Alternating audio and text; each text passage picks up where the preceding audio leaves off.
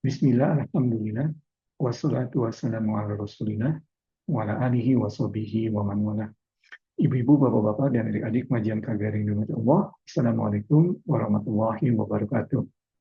Di dalam Al-Quran, surat Al-Baqarah ayat yang ke-8, Allah Subhanahu wa Ta'ala bersabda, yang artinya, mereka berdoa dalam hal ini orang-orang yang beriman berdoa, ya Tuhan kami, janganlah Engkau jadikan hati kami condong kepada kesesatan.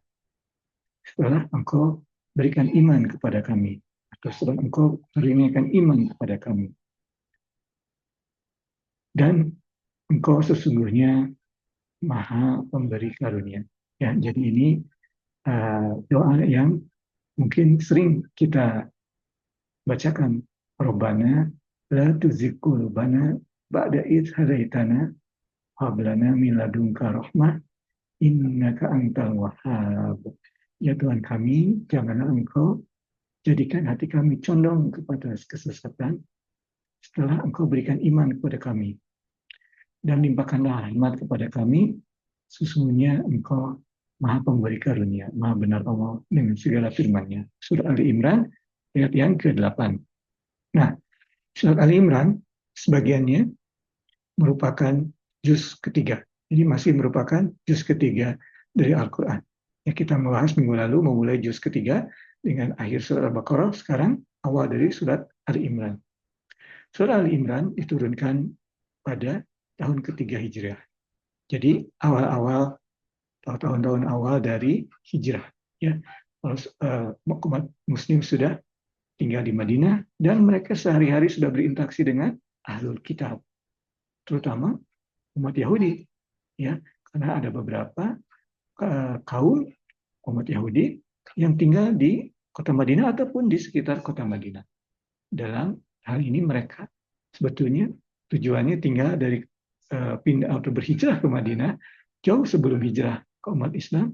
Mereka tinggal di sana karena mereka mempersiapkan diri untuk menerima turunnya Nabi yang baru.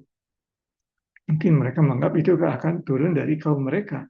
Mereka tahu dari kitab-kitab mereka bahwa akan turun Nabi baru di sekitar kota Yathrib pada saat itu atau kota Madinah disebutnya sekarang ini. Dan mereka pindah ke situ, mempersiapkan diri.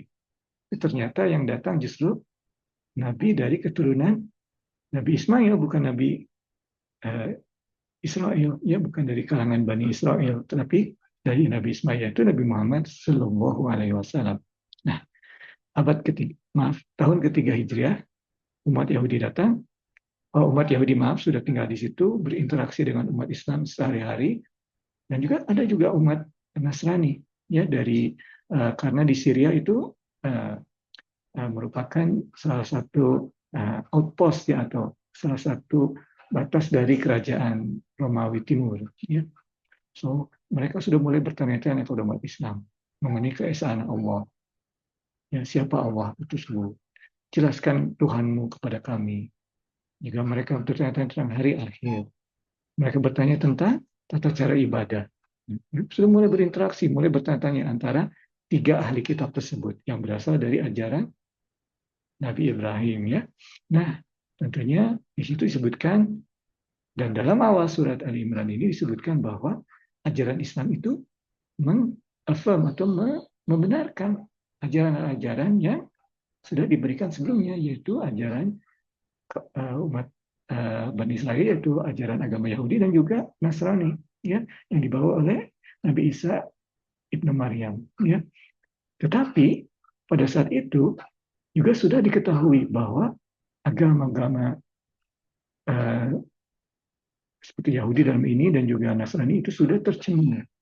Ya, Yahudi sudah tercemar, kemudian datang agama Nasrani juga sudah tercemar, ya, sekitar 600 tahun ya ini sudah tercemar, ya, sudah ada Trinitas, tiga Tuhan dan sebagainya, sudah tidak merupakan agama tauhid lagi. Makanya Allah menurunkan agama Islam ini, syariat Islam, untuk meluruskan kembali ajaran agama tauhid. Jadi ini di awal-awal tahun Hijriah ini banyak sekali yang dihadapi umat Muslim karena orang-orang yang ahli kitab mulai bertanya-tanya, mulai mendebat dan sebagainya. juga dari kalangan internal umat Islam ada tantangan sendiri. Ya. Kalau di Mekah, perjuangan umat Islam selama 13 tahun itu black and white ya istilahnya. Kafir atau mukmin.